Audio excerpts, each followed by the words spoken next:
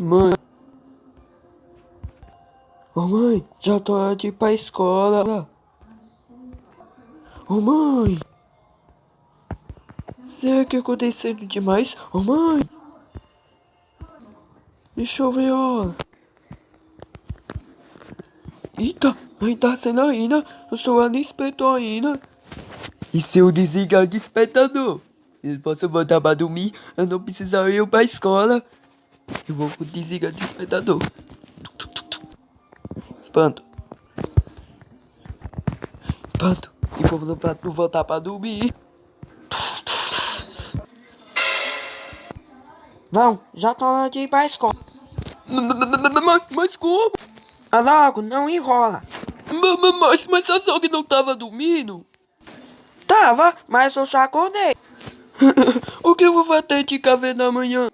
Você não toma café da escola, porque não dá mais tempo. Tá tempo sim, mãe. Ainda tá cedo.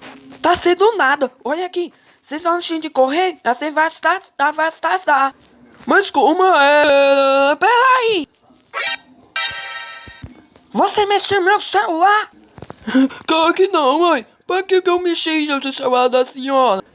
Para desligar o despertador. Aqui? Eu não acredito. Você desligou o despertador pra gente perder a hora pra você não ir pra escola, né? Claro que não, mãe. Eu tô dando força pra ir pra escola. Então logo, se a gente vai se atrasar. A gente vai sim, só que antes nós vamos ter uma conversinha.